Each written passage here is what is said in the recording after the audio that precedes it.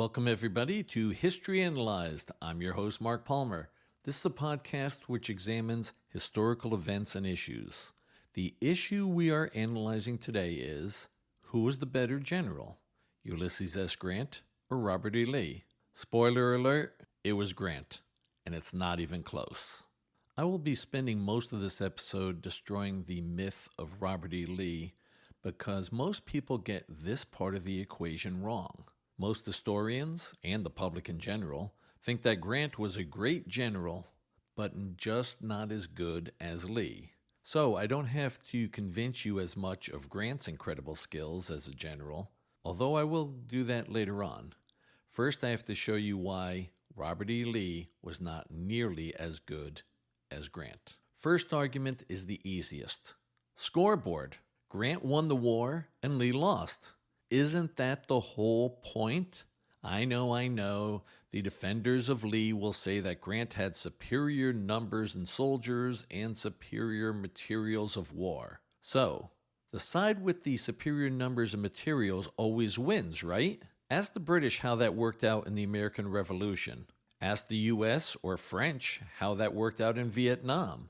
And remember, the Confederacy was huge geographically. Grant conquered a much larger area than the British had to try to conquer in the American Revolution, or the US or French had to conquer in Vietnam. And even if you just limit the Confederacy to the area east of the Mississippi, it was still enormous and bigger than Vietnam or the 13 American colonies. Yet somehow Grant was able to do what the superpowers British, US, and French could not. And even though Grant had the advantage of numbers, Lee had the easier task, which brings me to my second argument. All Lee had to do was not lose. The South could win their independence by simply not losing. All the Confederacy needed was a stalemate, like playing for a tie in sports. But the Union side could only win the war by actually conquering the South. Lee's goal, avoiding losing, was much easier than Grant's objective of conquering the enemy. This was something that George Washington figured out in the Revolution. He just had to avoid losing and keep his army intact until the British finally had had enough and just wanted to give up. The same thing for Ho Chi Minh in Vietnam. But Lee did not do this. He was unable to avoid losing. Why? Well, he made many strategic mistakes which directly led to the South's defeat. Number one, Lee kept attacking larger Union armies instead of remaining on the defensive. Number two, Lee focused on his beloved home state of Virginia instead of concerning himself with the overall Confederate cause and helping the military situation in other Confederate states.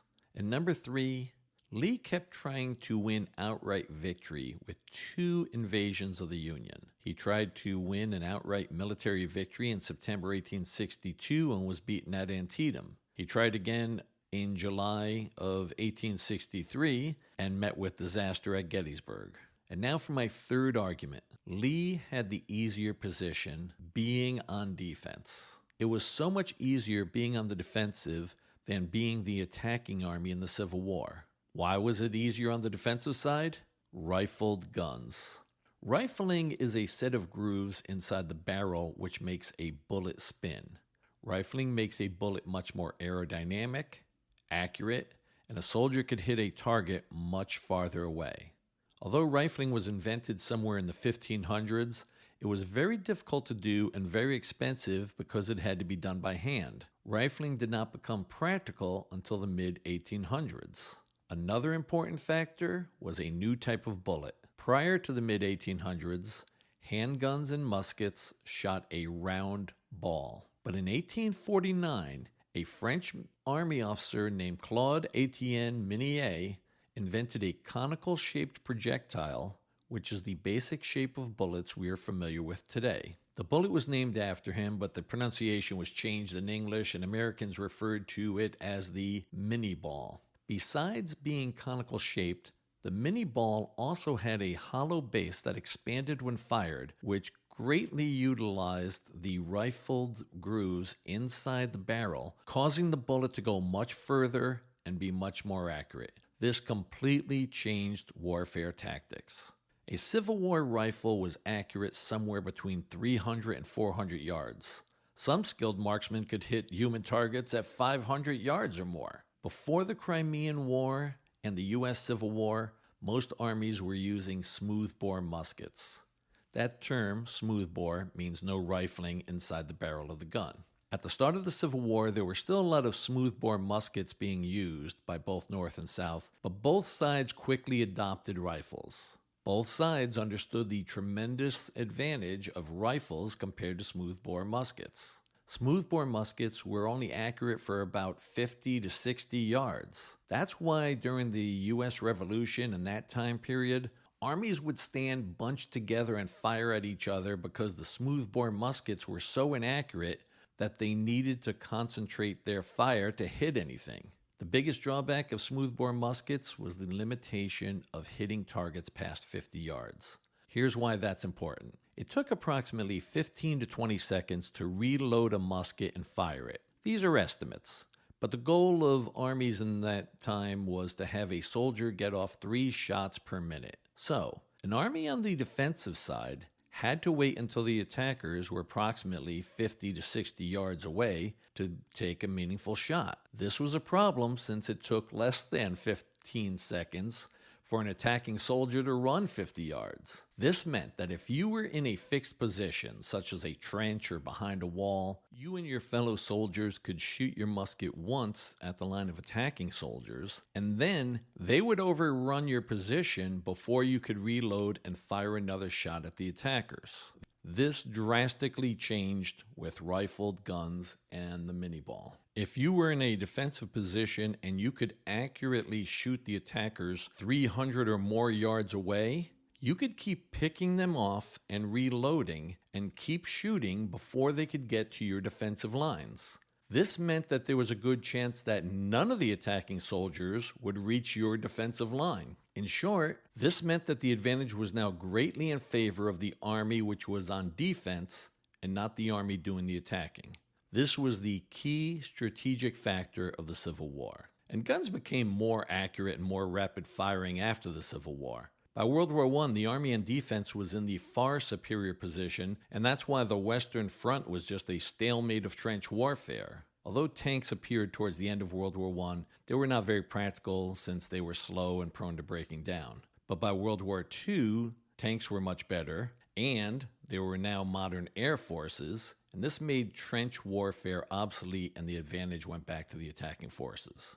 Okay, getting back to the subject of this episode, it was much better to be on the defensive in the Civil War. Point A, you could dig trenches or put up ramparts and shoot the attacking enemy from a relatively safe position with very little of your body being exposed to being shot. Point B, the attackers who were running at you could maybe get off one shot before they reached your line. The attackers did not want to stop in the middle of the battlefield where they would be completely exposed in order to reload their rifles, which took about 15 to 20 seconds, while being shot at by the defenders who were in secure trenches or behind a wall. So even if the defending army did not shoot all of the attackers, the few remaining would usually retreat because at that point they were so outnumbered by the defenders. Some military experts have set the ratio necessary for an attacking army in the 1860s as requiring 3 to 4 times the number of men and equipment than the defending army. Robert E. Lee never was outnumbered on such a scale. Even at the start of Grant's Overland Campaign in the spring of 1864, when Lee's army had been depleted by years of fighting, Lee still had about 60% the size of Grant's army. So when people talk about how the Confederate armies were greatly outnumbered, those Lee fans ignore that Lee had all the advantages of being on defense. And Lee himself proved how important it was to be on defense compared to being the attacking army. A perfect example of this is when Lee and the Army of Northern Virginia were on the offense at the Battle of Gettysburg. The Union Army was dug in along high ground, while the Confederates tried to attack them for 3 days, and the Southern forces were soundly defeated. People who argue that Lee was such a genius fail to look at times like Gettysburg, where he did not seem like such a military mastermind, simply because he was doing the attacking and the Union troops were dug in on the defensive. Another factor favoring the defensive position in the Civil War was the terrain of Virginia. There were several major rivers, such as the Rappahannock, the York, and the James, which all run west to east. This meant that the attacking forces, the Union Army, had to cross those rivers. These natural barriers are good for the army on the defense because the attacking army had to build pontoon bridges or cross at fords, which were usually narrow. This was a slow process for an army to cross a significant river and would expose that attacking army to fire from the enemy. So let's go on to my fourth argument. Robert E. Lee did not learn from his own mistakes or even from his successes. Let's first examine his successes. The best example would be Fredericksburg. The Battle of Fredericksburg in Virginia occurred on December 13, 1862. Confederate forces were safe in trenches on top of Maurice Heights, but Union General Ambrose Burnside kept attacking the Confederates even though they had high ground and were entrenched. This resulted in a complete rout of the Union forces. Lee should have learned from this, but he didn't. 7 months later, Lee makes the same mistake as Burnside when Lee tries to attack dug-in Union forces who had the high ground at Gettysburg. In fact, during the famous attack known as Pickett's Charge on the third day of Gettysburg, the Union troops were derisively yelling "Fredericksburg" at the attacking Confederates as the Union soldiers were dug in on top of Cemetery Ridge. Okay, so Lee did not learn from his success at Fredericksburg. Did he learn the hard way from one of his failures? The answer is no. Joe Johnston had been in command of the main Confederate Army in Virginia in 1862. Johnston got seriously injured during a battle and was eventually replaced by Robert E. Lee, who gave the Army its new name, the Army of Northern Virginia. There were a series of battles called the 7 Days Battles, wherein Lee tried to push the Union Army, commanded by the spineless George McClellan, away from the Confederate capital of Richmond. The last in that series of battles was at Malvern Hill on July 1, 1862. The Union troops were in a strong position, occupying the high ground and dug into trenches. They also had superior artillery on top of the hill, which commanded the open fields in front of Malvern Hill. In spite of this commanding position by the Union troops, Lee ordered 3 frontal infantry assaults across hundreds of yards of open ground against entrenched Union soldiers on top of the hill supported by artillery. It was a terrible defeat for the Confederate forces, who lost approximately 5,500 killed and wounded compared to Union casualties of approximately 3,000. The South could not afford losses of almost 2 times the amount of Federal losses, especially when the South had so many less men to begin with. But Lee did not learn from his terrible mistake at Malvern Hill or his resounding victory at Fredericksburg, both which occurred in 1862. In 1863, he still foolishly attacked an entrenched army on high ground at Gettysburg. And he didn't have to attack the Union Army, known as the Army of the Potomac, at Gettysburg. As a matter of fact, his second in command at Gettysburg, General James Longstreet, urged Lee not to attack the Federal forces. Longstreet recommended to Lee that instead of attacking the Union Army in such a strong defensive position, that Lee should take his army south and get in between the Union Army and Washington, D.C.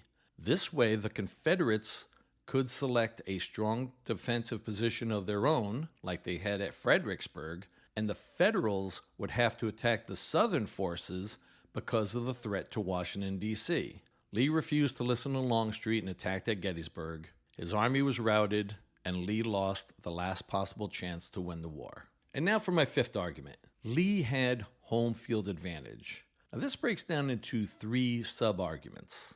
Sub-argument A is with regard to geographic information. Maps were terrible in those days. The maps had very little detail on them, just broad generalities. Military leaders need to know the location of every road, as well as every river, stream, hill, or mountain.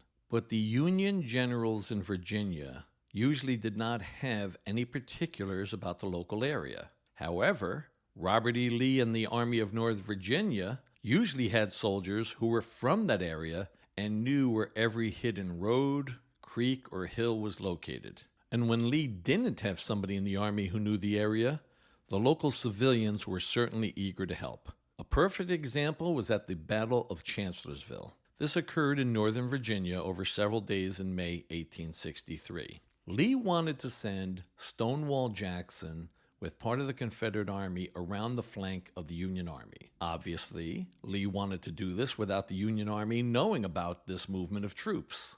Lee and Jackson received great help when a local man named Charles Welford told Stonewall Jackson about a forest road which Welford had recently opened to connect his furnace to a main road. This road was not on any maps, and better yet, Welford's son acted as a guide, taking Jackson and his troops down the crude road which some of the men characterized as no better than an animal trail, meaning that without that guide, the soldiers might not have been able to find their way through the forest. This resulted in Jackson leading his troops around the Union flank and attacking the exposed Federal flank in total surprise, which resulted in a rout of the Army of the Potomac. The Battle of Chancellorsville is considered Lee and Jackson's masterpiece. But would things have turned out so well if they were not on their home turf of Virginia, with locals like Charles Welford showing them a hidden road through the forest? That is a huge advantage which the attacking Federal forces did not have. Sub-argument B about having home field advantage. Besides geographic information, the locals in Virginia supplied Lee's army with food for the soldiers and fodder for the animals, as well as other supplies. In contrast, the Union forces had to rely on long supply lines for everything the army needed, including food, fodder, ammunition, everything. Confederate cavalry and even some partisans could disrupt the Union supply lines by tearing up railroad tracks or blowing up bridges. And now, sub-argument C about the advantage of fighting on your own home turf. It's easier for a military leader to get soldiers to fight and even give their lives when they are defending their homes as compared to fighting for a political ideal. Lee and his officers did not have to remind their men that they were defending their homes and families. That's a much more powerful argument than arguing to Union troops that they were fighting to try to save a functioning democracy, which Lincoln referred to as the last best hope of earth. And now for my sixth argument against Robert E. Lee. Lee fought against chumps. Yes, that's a military term. One reason why Lee looked so good until he faced Grant was that he was going up against terrible generals. Until the spring of 1864, he was facing inept generals on the Union side. Once Lee went head-to-head with Grant, Lee did not seem like such a prodigy. Let's take a look at the string of terrible generals on the Union side that Lee faced between 1862 and the end of 1863. It's a list of who's of bad generals. Irvin McDowell, George McClellan, John Pope, Ambrose Burnside, Joseph Hooker. By the way, Burnside, yes, it's true. That's where the term sideburns came from, because he had these big, bushy sideburns. Anyway, Lee faced a decent general in George Meade who defeated him at Gettysburg. The problem with Meade is that he didn't follow up the victory at Gettysburg. The Potomac River was in flood, and Lee could not cross to get back to Virginia.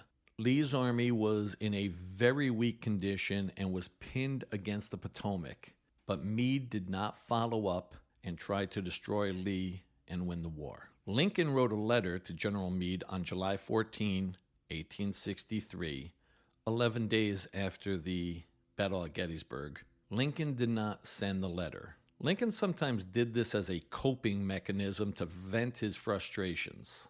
However, the key part of this letter is very telling. He wrote, "Again, my dear General, I do not believe you appreciate the magnitude of the misfortune involved in Lee's escape. He was within your easy grasp, and to have closed upon him would, in connection with the other late successes, have ended the war. As it is, the war will be prolonged indefinitely. If you could not safely attack Lee last Monday, how can you possibly do so south of the river when you can take with you very few more than 2/3 of the force you then had in hand? It would be unreasonable to expect, and I do not expect you can now effect much. Your golden opportunity is gone, and I am distressed immeasurably because of it.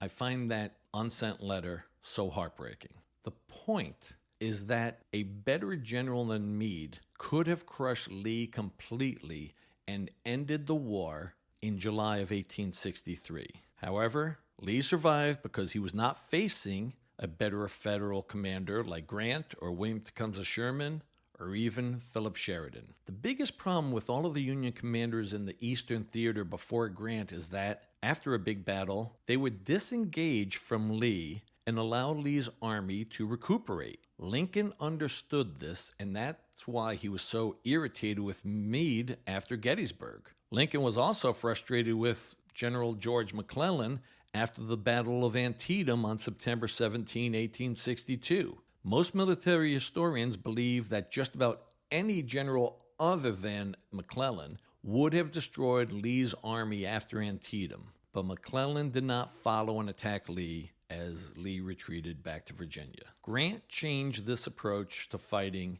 which allowed Lee to retrofit after large battles. In May 1864, Grant started his overland campaign. The first battle in that campaign was the Battle of the Wilderness. It was a brutal slugfest in terrible conditions with high casualties on both sides. After such a battle, all of Grant's predecessors would have pulled back from the area to regroup and allowed Lee some breathing room and time to recover. But not Grant. He continued forward. Lincoln understood that the Federal Army had to wear down the Confederates until they ran out of men to continue the fight. Lincoln told the people around him that he just needed to find a general who could face the awful arithmetic. He found that general in Grant. So this raises the question, are the fans of Robert E. Lee right that Grant was simply a butcher who carelessly expended thousands and thousands of lives of his soldiers? Not true.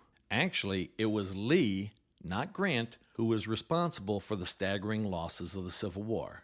And by the way, to this day, the Civil War is still America's bloodiest war. Once Grant took command of the Union forces in Virginia and went head-to-head with Lee, Grant tried his best to have an open battle with the Army of Northern Virginia. But by 1864, Lee had finally grasped the advantages of the defensive. He understood that he would be crushed in an open fight. So Lee took fortified positions throughout the spring and summer of 1864 as Grant marched through Virginia. After each battle, Grant swung his army to try to get south of Lee's army, but Lee had the interior lines, and so he would beat Grant to each new place of contention. After several battles during this overland campaign, Lee dug in for a siege at Petersburg, just south of the Confederate capital of Richmond. Lee understood that the war was lost at this point. He had told his subordinates, "We must destroy this army of Grant's before he gets to the James River. If he gets there,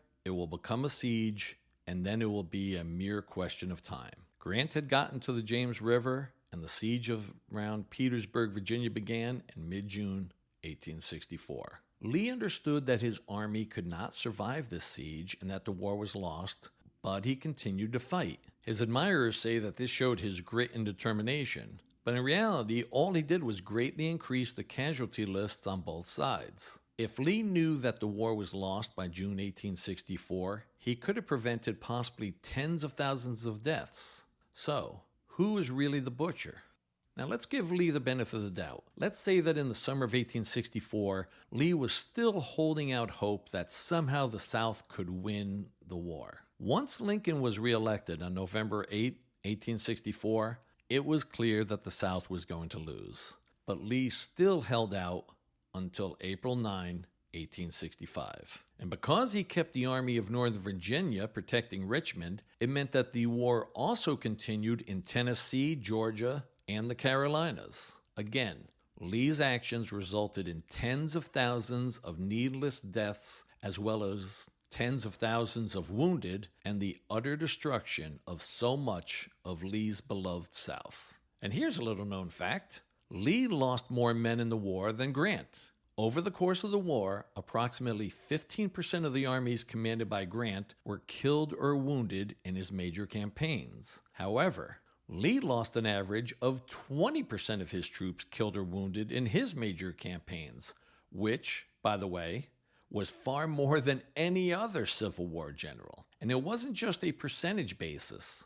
Lee also had more total casualties by total numbers. Throughout his command of the Army of Northern Virginia, Lee suffered 209,000 casualties. During that same time period, Grant commanded 4 different armies in 3 different theaters, the Mississippi Valley, Tennessee, and Virginia, and suffered 154,000 casualties.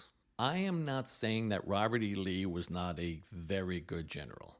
He was, but he was elevated to genius status after the war. A lot of this has to do with the lost cause mythology. I addressed this in my episode about the cause of the Civil War being slavery. Without going into it all over again, after the war, the Southerners did not want to admit that they or their relatives or their ancestors fought for arguably the worst cause in history, the right to enslave other people. In this lost cause mythology, they talked about the gallantry and honor of the Confederate soldiers. And this myth needed somebody to blame and somebody to be the hero. Southerners blamed Jefferson Davis, the president of the Confederacy, for losing the war. But Robert E. Lee was raised up to sainthood. As Lee was portrayed as the ultimate example of Southern honor, dignity, and military expertise, his exploits became exaggerated and his failures were either ignored or explained away because of the long odds when he faced superior numbers. Lee's subordinate officers contributed to this glorification of Lee because it also reflected greatly on them. They were part of the gutty little army that held off the Union hordes for longer than anybody thought possible. Of course, the people that promote the lost cause myth and glorify Robert E. Lee have tried to sweep under the rug that he was a believer and practitioner of slavery. You can't separate the war from the reason for the war, which was slavery. In short, Lee fought to preserve slavery. And don't forget that the Army of Northern Virginia relied a lot on slave labor for much of its logistics. I'm betting that some of you listening to this podcast are saying, well, Lee's devotion to slavery was certainly a major character flaw, but that does not belong in a podcast about his military expertise. Wrong. Lee allowed his devotion to the slavery cause to interfere with military decisions. In October 1864, Lee sent a letter to Grant proposing an exchange of prisoners. Grant replied that he would agree on the condition that black soldiers be exchanged the same as white soldiers. Lee gave this telling reply: "Negroes belonging to our citizens are not considered subjects of exchange and were not included in my proposition." To his credit, Grant refused the prisoner exchange unless blacks were included. So think about that. The South was desperate for men for their armies and needed the prisoner exchange far more than the federal forces did, but Lee chose to refuse Grant's offer to exchange prisoners because blacks would be included. The slavery issue was more important than military matters. And before anybody tries to correct me that Lee requested black soldiers for the Confederate Army, this did not occur until the last desperate weeks of the Confederacy. There was a law that got passed by the Confederate Congress on March 13, 1865, with just over 3 weeks left before Robert E. Lee surrendered. And by the way, that bill that was passed by the Confederate Congress did not stipulate that blacks who served in the Southern Army would be freed. I've spent most of this episode whittling away at the sanctified image of Robert E. Lee. Now let's talk about the greatness of Ulysses S. Grant. First argument in favor of Grant. He was successful in a variety of locations and terrains. As I said earlier, Lee had the advantages of fighting in his home state. The 2 times he took his army out of Virginia, he lost at Antietam in Maryland and got his butt kicked at Gettysburg in Pennsylvania. On the other hand, Grant was successful all over. He won campaigns in Kentucky, Tennessee, Mississippi, and Virginia. And Grant won on a lot of different types of terrain. Mountains in southeastern Tennessee, fields in Virginia, and swamps in Mississippi. His most brilliant campaign was probably against Vicksburg. At the beginning of the Civil War, Union strategists determined that they needed to gain control of the Mississippi River. This would isolate a large portion of the Confederacy, which was on the other side of the Mississippi. By late 1862, Union forces controlled most of the Mississippi River, except for a portion around Vicksburg, Mississippi, and Port Hudson, Louisiana. Vicksburg was the stronger position, and Union tacticians realized that if Vicksburg fell, Port Hudson would be untenable.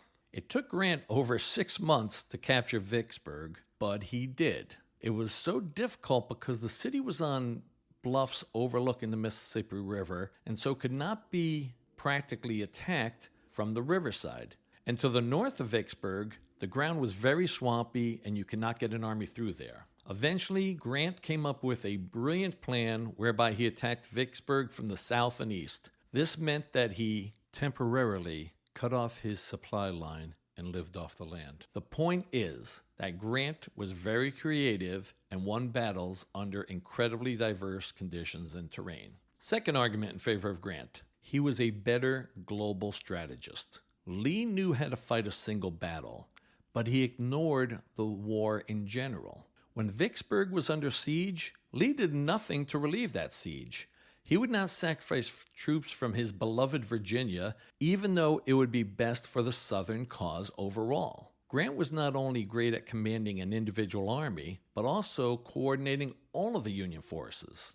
In March 1864, Grant went to Washington to receive his commission from Lincoln as Lieutenant General in command of all the Union armies.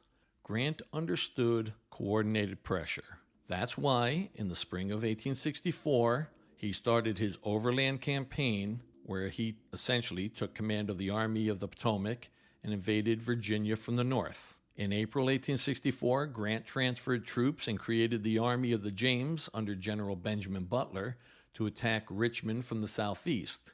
And most importantly, Grant had Sherman's army attacking Atlanta. Grant understood what was critical to overall success of the war: constant pressure on several fronts. Here's an example. In July of 1864, Lee sent a force to threaten Washington, D.C. He was hoping that Grant would take troops away from Petersburg and go and try to save Washington, D.C. But Grant refused to personally leave the siege lines around Petersburg. Instead, he sent a subordinate with troops to save Washington. Grant would not lessen the siege of Petersburg. He understood what was important and what wasn't. Even in the mid-19th century, Grant and his buddy Sherman understood what would be considered 20th century tactics of total war. Winning single engagements would not win a war. Grant and Sherman understood that they needed to crush the South's ability to fight. Lee was a poor strategist for the universal Southern cause. He could be brilliant in his tactics of a particular military engagement, but he could not see the larger situation. As I explained earlier, all Lee needed was a tie. He just had to avoid losing the war, and the Confederacy would win its independence. But Lee never understood this. That is why he continued with his aggressive tactics, attacking the Union armies in the 7 Days battles, the invasion of Maryland and the resulting Battle of Antietam, and the invasion of Pennsylvania and the disaster at Gettysburg. As a result of these offensive strategies, Lee lost a lot more soldiers than he would have if he just remained on the defensive. I gave you those numbers earlier about how he had lost more casualties than any other Civil War general. And as I explained earlier, he could not afford these casualties, and this is what resulted in the Confederacy losing the war. Third argument in favor of Grant: he brushed off setbacks and moved forward. In April of 1862, there was a 2-day, very bloody battle at Shiloh. Grant got his butt kicked on the first day, but he was able to hold on. On the night after that terrible first day, his friend General Sherman approached Grant and stated, "Well, Grant, we've had the devil's own day, haven't we?" And Grant replied, "Yes, lick 'em tomorrow, though." That sums up his whole attitude. And of course, he did defeat the Confederates on the second day of the Battle of Shiloh. As I explained earlier, all prior Union generals against Lee turned around and regrouped for months, but not Grant. Once he started the Overland Campaign in the spring of 1864, Grant never let Lee get away. He kept contact with Lee's army. Earlier I mentioned the Battle of the Wilderness, which was the first big battle of that Overland Campaign in the spring of 1864. Although it was gruesome, Grant did not lose his nerve. After the Battle of the Wilderness, Grant asked a journalist to give a message to Lincoln. "If you see the president, tell him from me that whatever happens, there will be no turning back." Another great and similar quote came after the second major battle of the Overland Campaign, which was the Battle of Spotsylvania Courthouse. Grant sent a message to Lincoln. "I propose to fight it out on this line if it takes all summer." See, one problem is that all prior commanders were in awe of the legend of Robert E. Lee. Grant was not. At the Battle of the Wilderness, Grant's subordinates were worrying about what Lee would do next. Grant lost his patience with his subordinates. "Oh, I am heartily tired of hearing about what Lee is going to do. Some of you always seem to think he is suddenly going to turn a double somersault and land in our rear and on both of our flanks at the same time. Go back to your command and try to think what we are going to do ourselves instead of what Lee is going to do." That right there is what made Grant great. He understood that the Union was in the offensive position, and to win the war, he would have to keep going forward and conquer the enemy. Fourth argument in favor of Grant would be simply his impressive record. Not only did Grant win many battles, he's the only general in the Civil War to capture, en masse, 3 entire armies. The first was at Fort Donelson in February 1862. Confederate General Buckner, who was a friend of Grant's from West Point, asked for terms for surrender. Grant's famous response: "No terms except unconditional and immediate surrender can be accepted. I propose to move immediately upon your works." More than 12,000 soldiers surrendered. The second army Grant captured was at Vicksburg, which I described earlier. More than 29,000 soldiers surrendered. And most significantly was the third army that Grant captured. At Appomattox Courthouse on April 9, 1865, Robert E. Lee surrendered his entire army, and this essentially ended the Civil War. That's it. Case closed. Drop the mic. Well, that's it for today. Please subscribe to this podcast. Please like this and my other episodes. If you're listening on a podcast app like Spotify or Apple, which allows for ratings, I'd appreciate a 5-star rating. Ratings and likes greatly help with the algorithms that determine the placement of podcasts on particular apps. That's why they're important. Please tell your friends, relatives, and coworkers. Word of mouth helps increase my audience. Check out my website, historyanalyzed.com, where you will find links to my podcast episodes, as well as fun items for all history geeks like This Date in History, book recommendations, historical sound bites, photos of some of the subjects of certain episodes, and links to supporting historical evidence. Thank you for listening. Catch you next episode.